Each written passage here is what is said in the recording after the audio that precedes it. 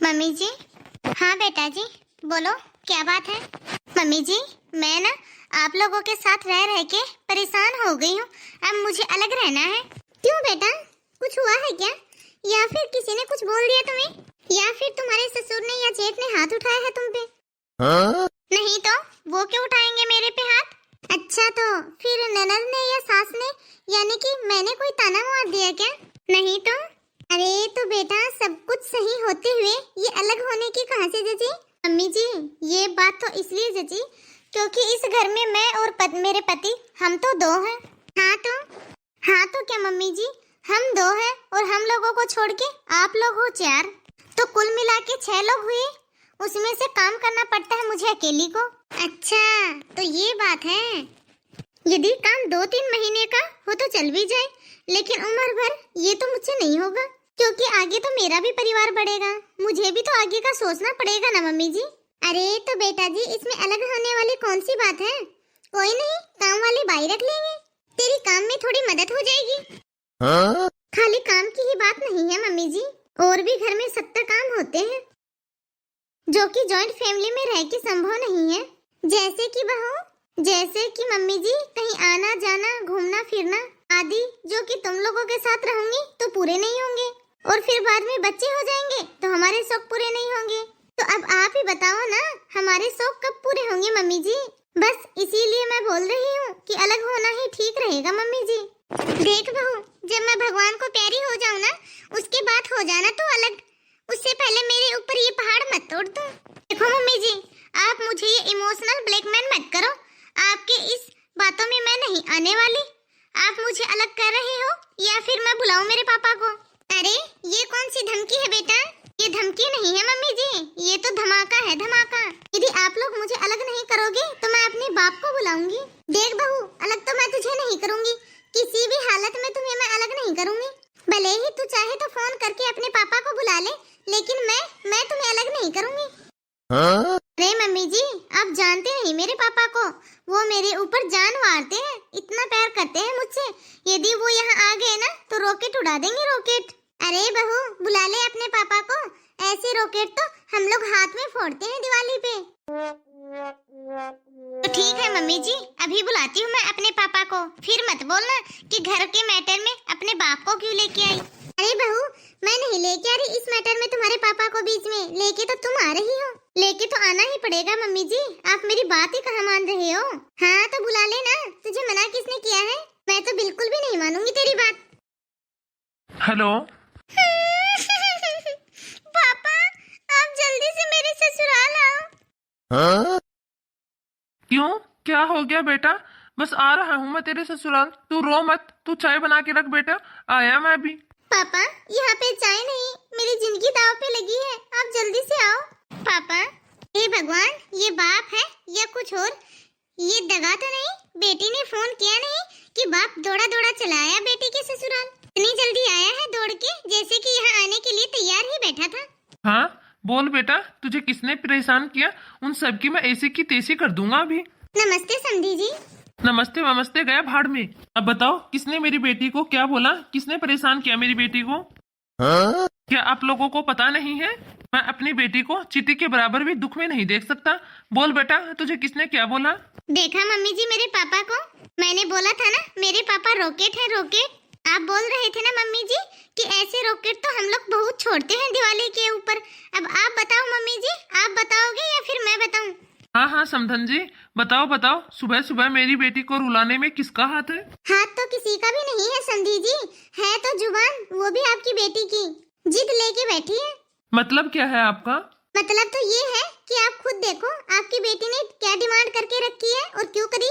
ना ही तो देवर जेठ ससुर ने परेशान किया इसे, ना ही सास और ननद ने परेशान किया। तो बेटा, सच है ये बात? हाँ पापा, परेशान तो मुझे किसी ने भी नहीं किया। दिक्कत तो आपकी बेटी को काम की थी, उसके लिए भी हम लोग काम वाली लगाने के लिए तैयार हैं। देखो, उसके बाद भी इसे दिक्कत है कि मुझे जॉइंट फैमिली में नहीं रहना, परिवार से अलग होके रहना है। अब आप ही बताओ समधी जी, यदि इसको कोई दुख तकलीफ या परेशानी हो तब तो परिवार से अलग होगी, पर ऐसी छोटी छोटी बातों से मैं तो अपना घर नहीं टूटने दूंगी। पापा, इसमें क्या गलत बोला मैंने? मैंने तो अपने फ्यूचर के बारे में ही सोचा है। समधन जी, एक काम करो, मुझे काजल को 2 दिन के लिए मेरे साथ अपने घर ले जाने दो। क्या 2 दिन के लिए साथ में लेके जाना है? फैसला करना है तो अभी और इसी वक्त ही करो। अरे बेटा 2 मिनट साइड में तो आ, तुझे अलग होना है ना इस घर से। हाँ पापा, होना है, इसी बात की तो लड़ाई है। तो बेटा 2 दिन के लिए मेरे साथ चल, फिर फोन करके बोल देंगे कि यदि बहू चाहिए तो बंटवारा करो, पहले बेटे और बहू को अलग करो।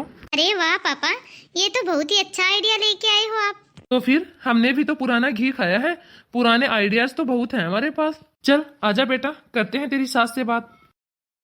तो हाँ, तो समधन जी भेजो अपनी बहू को 2 दिन के लिए हमारे साथ। लेकिन समझी जी, यदि 2 दिन बाद फिर आपने बोल दिया कि आप अपनी बहू और बेटे को अलग करो, उसके बाद ही हम लोग भेजेंगे, फिर क्या होगा बोलो? लगता है समधन जी ने भी पुराना घी खा रखा है। अरे समधन जी, आप मेरी बात को समझो।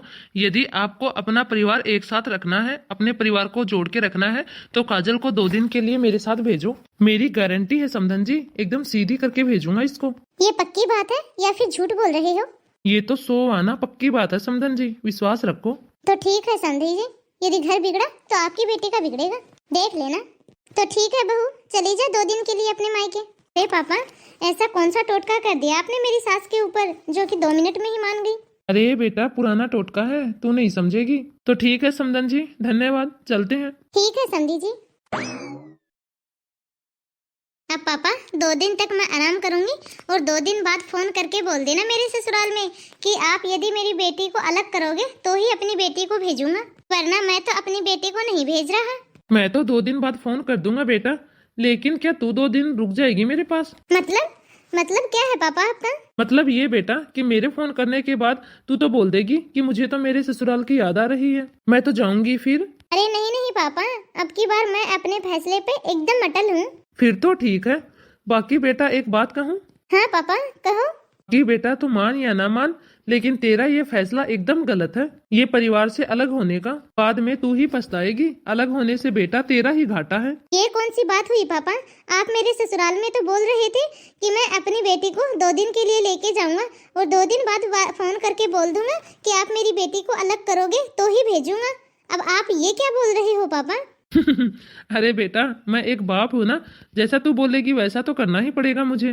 बाकी बाप के साथ साथ एक इंसान भी तो हूँ बेटा, सही गलत का पता तो चलता ही है मुझे, सही गलत का भी तो ध्यान रखूंगा, क्या सही है और क्या गलत है ये भी तो तुझे बताना पड़ेगा ना। अच्छा तो क्या नुकसान है, क्या घाटा है, ये भी बता दो मुझे। अच्छा तो बेटा तू मुझे ये बता कि तुझे वास्तव में ही लगेगा कि तेरा ये फैसला गलत है, तो क्या बाद में भी तू अपने सास ससुर से अलग होगी? अगर मेरे लिए नुकसान होगा तो फिर मैं क्यों अलग होंगी? पागल हूँ क्या मैं? हाँ तो बेटा सबसे पहले तो तेरा ये नुकसान है कि जैसे ही तू अपने सास ससुर से अलग होगी तो ना ही तो तेरी इज्जत ससुराल में होगी और ना ही तेरे मायके में होगी। क्यों नहीं होगी पापा इज्जत मेरी? अरे तो बेटा ये बता, तेरे ससुराल में या किसी रिश्तेदारी में कोई शादी होगी तो शादी का कार्ड तुम्हारे नाम से आएगा या तुम्हारे ससुर के नाम से आएगा? वो तो ससुर जी के नाम से ससुर जी के पास ही आएगा। यदि तू किसी शादी में जाने के लिए सोचेगी फिर तू सोचेगी कि हमें तो किसी ने बुलाया ही नहीं, और यदि जाएगी तो जाएगी अपने सास ससुर के साथ, ऐसे ही फालतू में ही शर्मिंदा होगी तू। और यदि तू शादी में नहीं जाएगी तो धीरे धीरे सास ससुर सभी रिश्तेदारों से कट हो जाएगी तू, फिर तुम्हारे सास ससुर सोचेंगे कि तुम्हें क्या बुलाया, तुम तो आती नहीं हो। अरे बेटा अलग होने से नुकसान ही नुकसान है, फायदा कुछ भी नहीं है। धीरे धीरे ससुराल और परिवार से एकदम कट हो जाएगी, फिर अकेली पड़ जाएगी तू अपने ससुराल में। और फिर यदि ऐसे ही तुम अपने सास ससुर के साथ में रहती हो और अपने मायके में आके अपने भाई और भाभी को कोई बात समझाती हो तो तेरे सामने कोई कुछ भी नहीं बोलेगा। तुम्हारी भाभियां सोचेंगे कि तुम्हारी ननद ने कितने अच्छे से अपना घर संभाल के रखा है, सास ससुर के साथ रहती है, पूरा घर संभाल रखा है, तो तेरी भाभियां भी तेरी बात सुनेंगे। क्या बोल रहे हो पापा आप?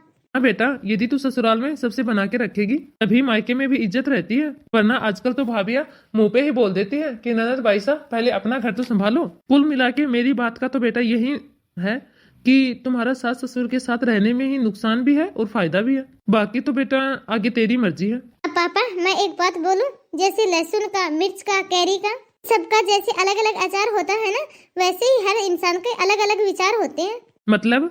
मतलब ये पापा कि ये तो आपके विचार हैं कि यदि मैं अपने सास से अलग हो जाऊंगी तो मेरी इज्जत नहीं रहेगी, मायके में भाभियां मुंह पे बोलेंगी, ये सब आपके विचार हैं। हाँ है बिल्कुल, ये मेरे ही विचार हैं। और ये मेरे विचार हैं पापा, यदि मैं अलग हो जाऊंगी तो मैं सबके साथ बना के रखूंगी।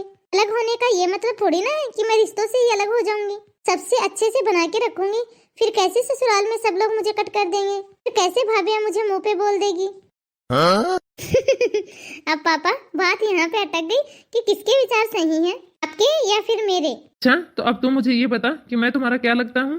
पापा लगते हो, बाप लगते हो आप मेरे। हाँ, तो कोई बात है तभी लगता हूँ मैं तेरा। ठीक है, चल आजा मेरे साथ। कहाँ पापा? चल तो सही, बताता हूँ। अच्छा तो बेटा, अब तुम मुझे ये बता, ये क्या है? पापा ये तो गोबर है, और क्या है? क्या आप ये दिखाने के लिए लेके आए थे मुझे?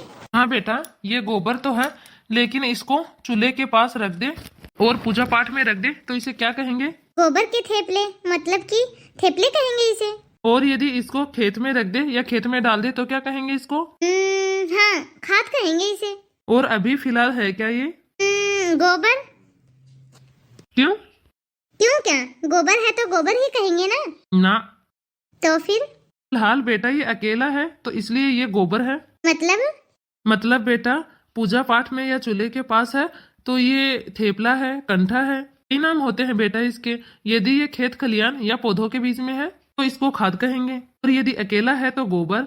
ए पागल, सोच के देख, यदि गोबर जैसी चीज को उसके मतलब के चीज के साथ रखा जाए, गोबर जैसी चीज को ही उसकी चीज मतलब की चीजों के पास रखा जाए तो गोबर का ही कितनी इज्जत हो जाती है, उसका कितना महत्व बदल जाता है, उसकी कितनी इज्जत बदल जाती है। अरे बेटा, तू तो फिर भी एक इंसान है, इंसान में भी तू एक नारी है, नारी में भी एक बेटी है, बेटी में भी तू एक बहू है। जब बहू ही अपनी मतलब की चीजों से दूर होगी तो क्या उसकी इज्जत में कोई फर्क नहीं आएगा? जैसे बेटा बिगैर पेड़ पौधे, बिगैर फसल के गोबर की कोई इज्जत नहीं है, वैसे ही बिगैर सास ससुर के बहू की ससुराल में कोई इज्जत नहीं है। बेटा ये बात खाली बहू पे लागू नहीं है, ये बात हर उस इंसान पे लागू है जो कि अपने परिवार से अलग होना चाहता है। अरे बेटा, ना कि तेरी ही इज्जत में बल्कि तेरे सास ससुर की इज्जत में भी फर्क आएगा यदि तू उनसे अलग होगी तो। अरे पापा, आप ये बात उनको भी समझाओ। अरे बेटा, मैं उनको क्यों समझाऊं ये बात, जब गलती तेरी है। मेरी गलती? हाँ बेटा, तेरी गलती। तेरी सास ने मुझे बताया तुम्हारे अलग होने का कारण तुम्हारा घूमना फिरना, तुम्हारा काम से परेशान होना है, तो मैं तभी समझ गया था कि सिक्का हमारा ही खोटा है। अरे बेटा, यदि तेरी सास गलत होती ना तो मैं तेरी सास को तुम्हारे ससुराल में ही समझा देता। यदि तुम्हें मेरी बात और मेरे विचार गलत लग रहे हैं तो 2 दिन बाद मैं समधन जी को फोन कर दूंगा और कह दूंगा कि आप यदि मेरी बेटी को अलग करोगे तो ही मैं भेजूंगा। चल बेटा अब घर। पापा। हाँ बोल बेटा। पापा आप एकदम सही हो, आपने सही किया जो मेरे परिवार से अलग होने की पट्टी मेरे आंख से उतार दी। सच में बेटा? हाँ पापा सच में, मैं अपने सास ससुर अपने परिवार से अलग नहीं होंगी। तो चले फिर बेटा तुम्हारे ससुराल। नहीं पापा, अब 2 दिन के लिए मायके आई हूँ तो रुकने दो ना 2 दिन के लिए। चल ठीक है, रुक जा।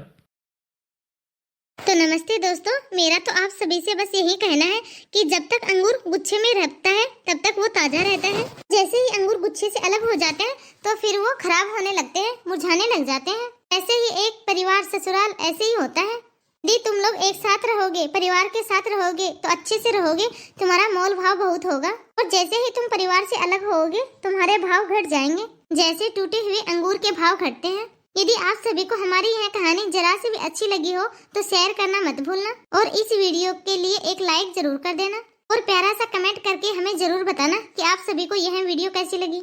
और यदि अभी तक आपने हमारे इस चैनल को सब्सक्राइब नहीं किया हो तो फटाफट से सब्सक्राइब कर देना, और हर वीडियो का नोटिफिकेशन चाहते हो तो बेल आइकन दबाना ना भूलना।